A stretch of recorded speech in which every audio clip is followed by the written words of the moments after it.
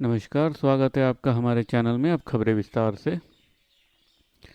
लोकसभा चुनाव के मद्देनज़र भारतीय जनता पार्टी ने उम्मीदवारों की दूसरी लिस्ट भी जारी कर दी है। बुधवार को जारी इस लिस्ट में दिल्ली के बची हुई दोनों सीटों पर भी उम्मीदवारों के नामों का ऐलान कर दिया गया है। इसी के साथ बीजेपी ने दिल्ली में अपने 7 उम्मीदवारों के नाम का ऐलान कर दिया है। दूसरी लिस्ट में बीजेपी ने हंसराज हंस और गौतम गंभीर की जगह दिल्ली के 2 पूर्व मेयर पर भरोसा जताया।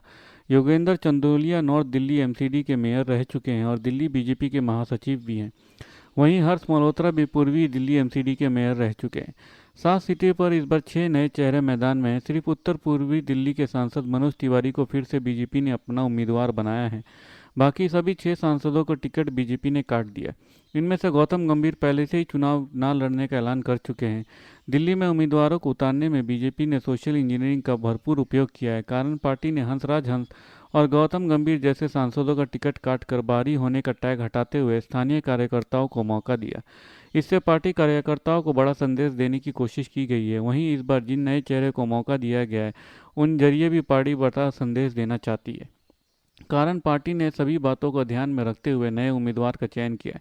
जैसे नई दिल्ली में युवा चेहरा के तौर पर बांसुरी स्वराज को मौका दिया गया है, वहीं सभी जाति और धर्मों का भी ध्यान उम्मीदवारों का चयन करते हुए रखा गया। पार्टी की रणनीति एक बार फिर राजधानी की सभी सीटों पर कब्जा करने की है। यही कारण है कि एंटी इनकम्बेंसी और कार्यकर्ताओं की नाराजगी को ध्यान में रखते हुए 6 सांसदों का टिकट काटा गया है।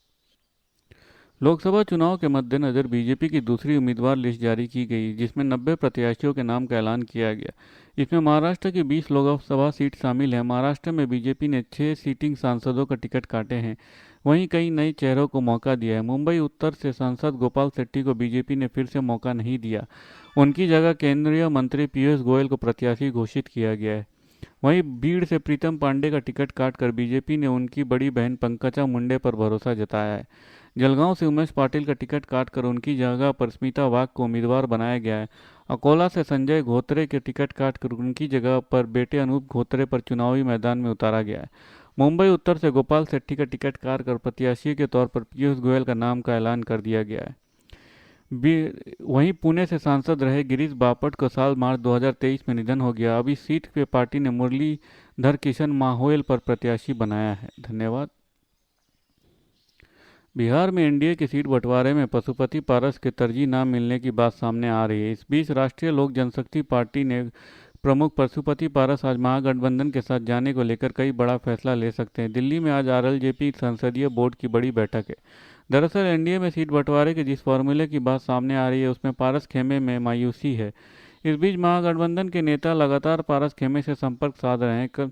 जैसे ही चिराग को एनडीए में तरजीह मिलने की बात सामने आई, पशुपति पारस ने देर रात अपने सांसदों के साथ बातचीत की। बताया जा रहा है कि वो केंद्रीय कैबिनेट से इस्तीफा के विकल्प पर भी विचार कर रहे हैं। इस बीच जब केंद्रीय मंत्री और बिहार बीजेपी के सीनियर नेता गिरिराज सिंह ने सीट शेयरिंग का ऐलान को लेकर सवाल किया गया तो उन्होंने कहा कि बिहार की चिंता करने की ज़रूरत नहीं है, सब कुछ हो जाएगा और बता दिया जाएगा।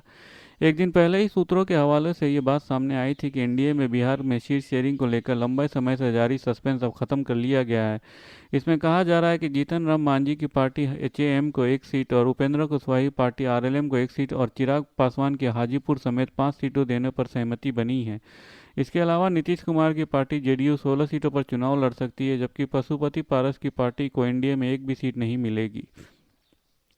नागरिकता संशोधन कानून यानी सीएए को लागू करने के नोटिफिकेशन जारी होने के बाद अब देश भर में लागू हो गया है, लेकिन विपक्षी दल लगातार सीएए का विरोध में आवाज़ उठाए जा रहे हैं। ऐसे में केंद्रीय गृह मंत्री अमित शाह का कहना है कि विपक्ष के पास कोई दूसरा काम नहीं है, सीएए को कभी वापस नहीं लिया जाएगा। सीएए के जरिए नया वोट बैंक तैयार करने का विपक्ष के आरोपों पर अमित शाह ने कहा है कि उनकी हिस्ट्री है, जो बोलते हैं वो करते नहीं हैं। मोदी जी की हिस्ट्री है, जो बीजेपी या पीएम मोदी ने कहा है वो पत्थर की लकीर है। मोदी की हर गारंटी पूरी होती है। शाह ने एनआईए को इंटरव्यू में कहा है कि विपक्ष के पास कोई दूसरा काम नहीं है। उन्होंने तो ये भी कह दिया कि सर्जिकल स्ट्राइक और एयर स्ट्राइक में भी राजनीतिक लाभ है, तो क्या हम आतंकवाद के खिलाफ एक्शन नहीं लेना चाहिए। विपक्ष ने तो आर्टिकल 370 हटाने को भी राजनीतिक लाभ से जोड़ा था। हम 1950 से कह रहे हैं कि हमें आर्टिकल 370 हटाएंगे। उनकी हिस्ट्री है, जो बोलते हैं वो करते नहीं। मोदी जी की हिस्ट्री रही है जो कि वो बोलते हैं तो वो पत्थर की लकीर होती है। मोदी जी की हर गारंटी पूरी होती है। कुख्यात गैंगस्टर संदीप उर्फ काला जतेड़ी और लेडी डॉन अनुराधा चौधरी शादी के बंधन में बन चुके हैं, लेकिन संदीप उर्फ काला जतेड़ी को शादी के बाद कोर्ट से झटका लगा। संदीप को 4 घंटे की पैरोल रद्द कर दी गई, जिससे लेडी डॉन अनुराधा चौधरी का गृह प्रवेश रुक गया। इसको लेकर अब अनुराधा चौधरी कोर्ट का दरवाज़ा खटखटाने जा रही हैं। अब लेडी डॉन अनुराधा चौधरी जब तक गृह प्रवेश से मना कर रही हैं, जब तक संदीप उर्फ काला जतेड़ी पैरोल पर बाहर आकर उसके साथ शादी की सारी रस्में पूरी नहीं करते। कभी दहशत का दूसरा नाम रही मैडम मिन्स की शादी काला जतेड़ी से हो गई है। दोनों ने दिल्ली में 7 फेरे तो लिए, लेकिन शादी के बाद की रस्में निभाई जाती हैं उनमें खलल पड़ गई। हरियाणा पुलिस ने गृह प्रवेश के कार्यक्रम में सुरक्षा न देने का हवाला कोर्ट में दिया, जिसके बाद ये कार्यक्रम टाल दिया गया और संदीप को जेल भेज दिया गया। अब अनुराधा चौधरी ने कहा कि वो कोर्ट जाएंगी जब तक गृह प्रवेश व अन्य रस्में पूरी नहीं हो जाती। अनुराधा चौधरी ने कहा कि हरियाणा पुलिस संदीप को सुरक्षा मुहैया कराने में सक्षम नहीं थी। धन्यवाद। खबरें समाप्त हुई। अगर आपको हमारे वीडियो के कंटेंट पसंद आ रहे हैं तो इसे लाइक और सब्सक्राइब ज़रूर कीजिए, अपने परिवार और दोस्तों में शेयर कीजिए और अपने सुझाव कमेंट बॉक्स में पोस्ट करना ना भूलें। धन्यवाद। आपका दिन शुभ हो।